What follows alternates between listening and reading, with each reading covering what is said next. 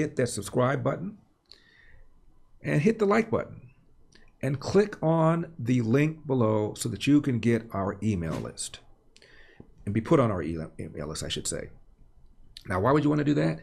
Because believe it or not, when we post some videos that dare to question the orthodoxy surrounding COVID, we put up videos that dare to suggest the hypocrisy regarding the outrage over people doubting the integrity of election 2020 and comparing it to the people that have called 2016 stolen. Our videos get banned on YouTube. Shockingly. Frankly, nowadays, if your videos are not getting banned from time to time on YouTube, you ain't saying anything. So if you want to make sure you don't miss any of our videos, click on the link below in the description and get on our mailing list, because we got a country to save. It's my pleasure to welcome back to the show one of my favorite guests, Chris Tremoli of Washington Examiner. You wrote a couple of pieces. I want to talk to you about them. Does Black Lives Matter care about Black lives or white money? And you talk about how BLM has, quote, simply put, hustled people. Talk to us. Yes. So, I mean, it's basically, you would think of the Black Lives Matter came to prominence, I think, initially with Trayvon Martin and Brown, but they really kind of found their groove with the George Floyd death. And that, I was reading, I think they received $90 million worth of donations from the George Floyd death. Which if people want to donate, they're free to do with their money, I guess. I wouldn't never. But now all these stories have coming out where all these charitable donations, these millions, tens of millions of dollars that were given to this company, that this organization that was supposed to make all these social justice changes and this progress for minorities and to combat systemic racism, has turned into changing the lives of the black lives of the owners and their bank accounts. They've bought millions of dollars to buy mansions. The most recent discovery was a Black Lives Matter chapter out, I believe, in California, where the leader of the group was using siphoning money to put it to his consulting firm. So that was just millions of dollars being used for personal expenses that I can guarantee you anyone who donated to Black Lives Matter was not doing so the owners and the founders can buy mansions or become millionaires. So it speaks volumes of the type of people, and I guess the kind of the scam and the scheming that they did to kind of hustle people. Now there are a whole bunch of AGs in various states are investigating Black Lives Matter. And I think Patrisse Cullors, correct me if I'm wrong about this, Chris, didn't she describe the donations as white guilt money? Yes, she did. Patrisse Cullors described it as white guilt money. And I mean, to be actually probably right. There was one of the few things she said that's accurate. Yeah, I mean, probably that's probably one of the few things, if any, that she said is true. But I can guarantee you the white guilt money that came was not for him to. Although, you know what? There's so many crazy white liberals out there. I could even see some saying, "Yeah, here, I'll give you money. You can use it to buy a mansion because you're a victim of oppression for." Right. So I wouldn't even be totally shocked if some of the white guilt people that donated, sadly, would have no problem with it. But in real world, in the common sense, it's a wrong thing to do. Yeah. Maybe some people look at it as a form of reparations. I don't know. But you mentioned individuals giving. A lot of corporations gave, and these are publicly held corporations, which mean shareholder money that otherwise would have gone for all sorts of other reasons are being given to these people to buy mansions and to give consulting deals to her baby mama. I mean, it's pretty outrageous. Yeah, the corporations, they advertised from the NFL kind of coddled up to them and gave them a partnership. I mean, they have Black Lives Matter written in end zones for the past couple of years. So, right. And that's just free advertising that in real world was worth millions of dollars in and of itself too. So they definitely hustled the whole society. And then it stems from all the indoctrination that's been going on for decades of this whole thing. So, hopefully this begins to turn the tide, although I'm skeptical that it will, but hopefully people will say this organization isn't all it's cracked up to be. And as you know, in Uncle Tom 2, the movie that you saw and you kindly wrote a piece about, Black Lives Matter is really kind of a refutation of the kinds of principles that made black people able to survive slavery and post-slavery keep moving forward. Most notably family, and Black Lives Matter on their website attack the nuclear family. Even in the midst of a hellacious period of American life when there was the Klan and there was Jim Crow, black people still believed in the American ideal. You read speeches by people like Frederick Douglass. He's always talking about American ideals. And Black Lives Matter, of course, attacks America as being systemically racist. Also the Judeo-Christian work ethic and values. And Marx, these people are trained Marxists by their own self-description. Marx was an atheist who wanted to dethrone God. And then entrepreneurship. Karl Marx hated private property, hated capitalism, let alone entrepreneurship. So, family and American values and God and entrepreneurship are all under attack by an organization called Black Lives Matter that 85% of blacks still support. To me, it's mind-numbing, mind-blowing. Yeah, it is, and it's sad because, as you pointed out, I mean, it's kind of a huge shift from the days of Frederick Douglass or, of the ideologies of Booker Washington, for the part where they were talking about he founded these schools to teach black people skills so they could compete and be economic and have viable economic situations and gain money and kind of rise from the whole Jim Crow era. Well, not sorry, that was before Jim Crow. Rise from the Reconstruction era and slavery, so they could be realistically competitive in the U.S. economy. And Black Lives Matter just was like, no, we're not doing that. We're just going to be victims and get reparations. And basically, you would think if it was in a chronological order, Black Lives Matter would have been, their school of thought would probably be more relevant in like the 1870s. Right. And then today, after the election, every election of the first black president. And think about it. Black Lives Matter argues America is systemically racist, Chris. Yeah. $90 million come in by the systemically racist people to this organization. They go out and they buy a bunch of houses. So now they're multimillionaires. Louis Farrakhan, who's the nation's leading anti-Semite, calls white people devils, is a multimillionaire. Jesse Jackson is a multimillionaire. Al Sharpton's a multimillionaire. What's wrong with this picture if people like that can become multimillionaires in a country that is systemically racist? Yeah, that's no pun. That's the $1 million question. You would think that if we're such a racist country that's oppressing people, how can people that are literally going against criticizing white people, saying how evil they are banking and making millions of dollars? Yeah. We'll have to put that one to Yoda. Maybe someday he can give us an answer on that one. Let's talk about your article about the San Diego teacher who in class attacked white people, attacked Christians, called them fascists, wrote on the blackboard, and one student took a couple of pictures of this. I guess there's no audio recording or no video recording, right? None that I could publish, no. Okay. None that you, so you do have some? Yes, so. Notice Chris is being coy with us. Are you being coy with the great Eldersky? You've got some stuff? Coy. I'm just, I have video, but none that was kind of worth publishing that I could say like that would kind of add to the story. So no video of the teacher writing these things, but it was kind of like after the fact because the student had to be mindful and not get in trouble. So it was kind of okay. Now both the teacher and the kid right now are nameless. Correct. Yes. Okay. Then this I'm being coy with you. So yes, but they are nameless right now. So. Okay, now, Chris, tell me exactly, again, what the teacher said.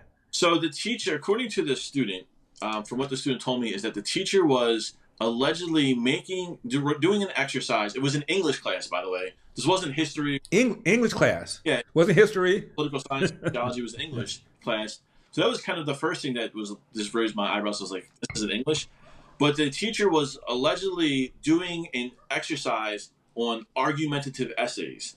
And of all the topics this teacher could have chosen to do an argumentative essay, he somehow stumbled upon fascism and Republicans, whites, and heterosexuals being analogous to fascists and fascism.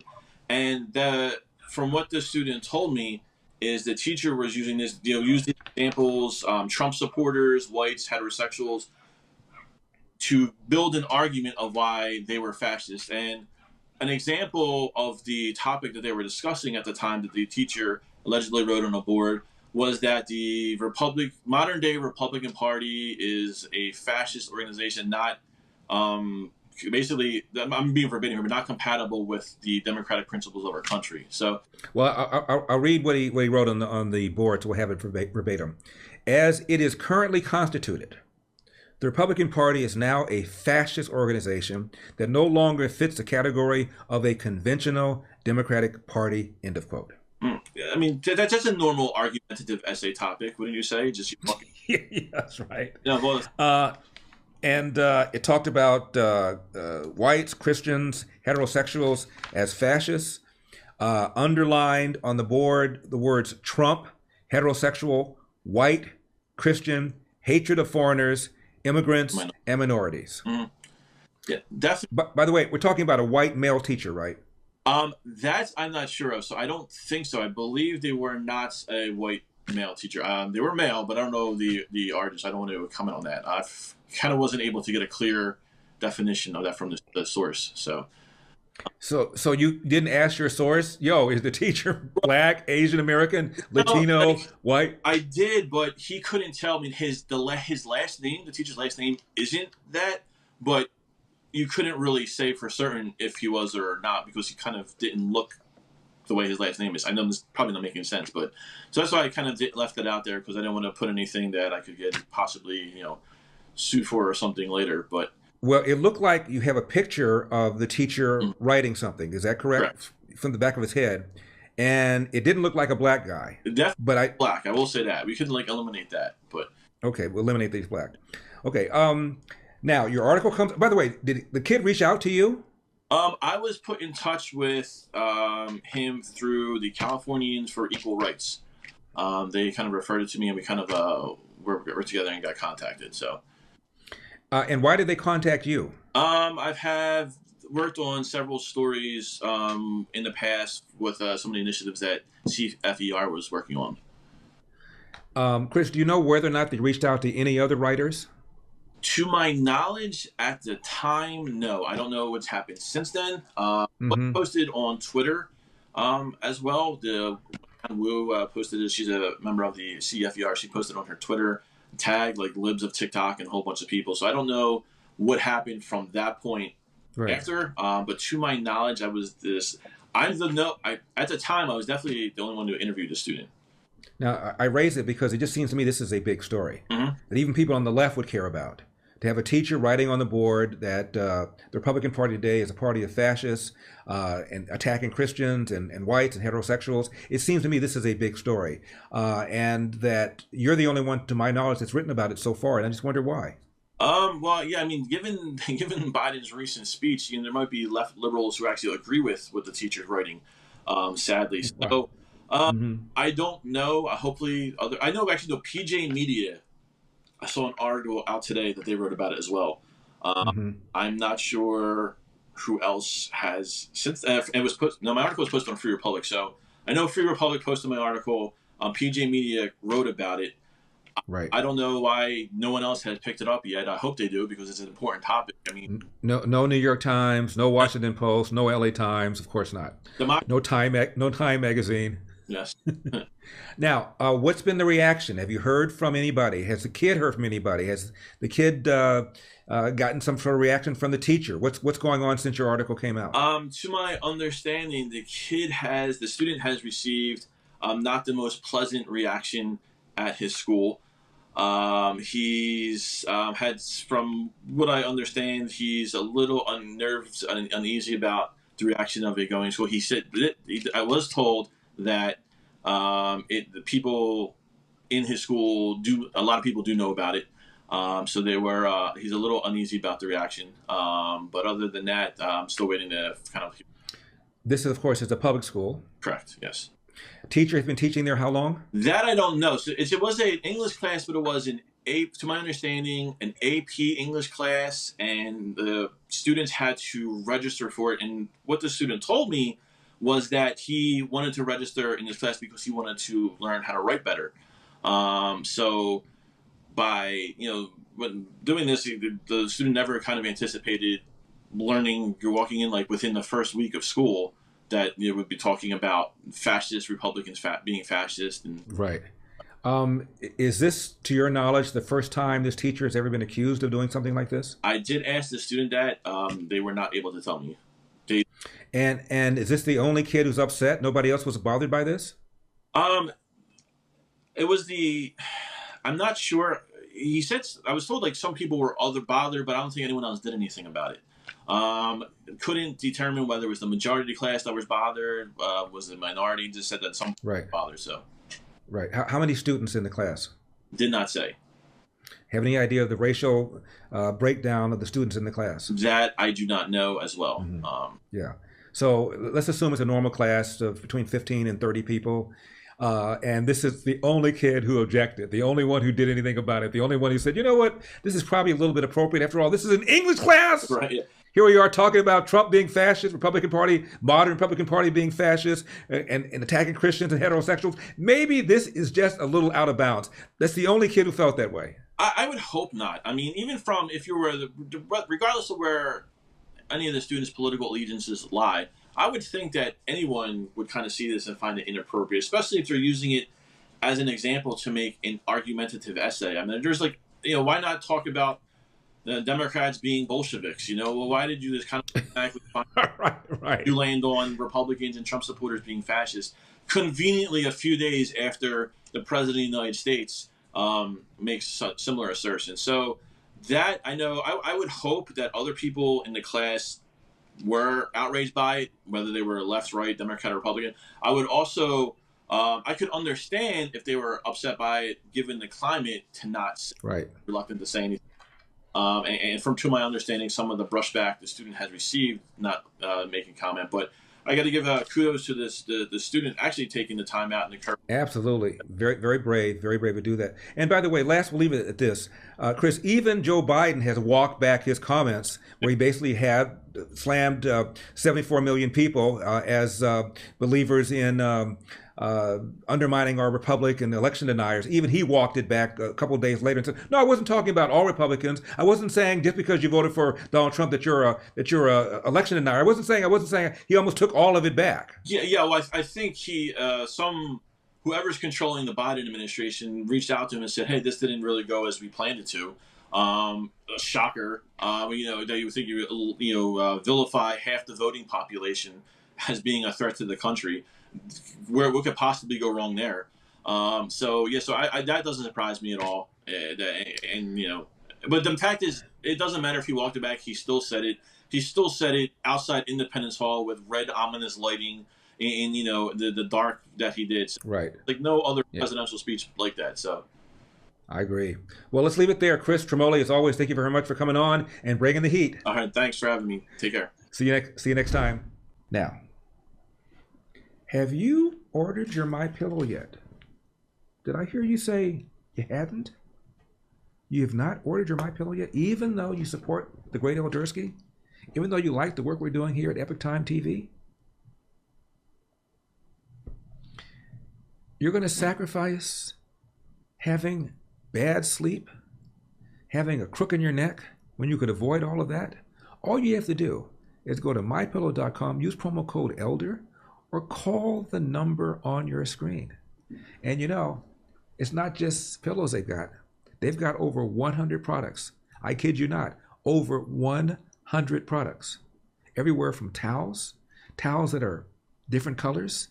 They're soft, yet they're also absorbent. They work. Have you noticed how many times you go to a store and you see these towels all stacked up? They all look beautiful and fluffy. You get home and they don't absorb, they don't work. These work.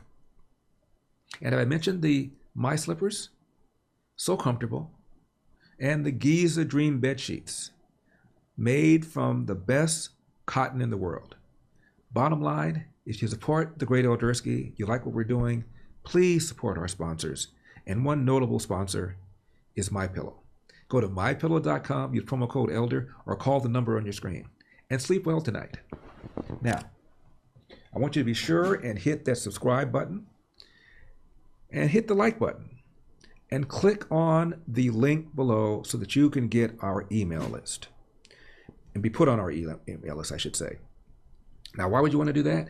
Because believe it or not, when we post some videos that dare to question the orthodoxy surrounding COVID, we put up videos that dare to suggest the hypocrisy regarding the outrage over people doubting the integrity of election 2020 and comparing it to the people that have called 2016 stolen. Our videos get banned on YouTube. Shockingly. Frankly, nowadays, if your videos are not getting banned from time to time on YouTube, you ain't saying anything. So if you want to make sure you don't miss any of our videos, click on the link below in the description and get on our mailing list, because we got a country to save.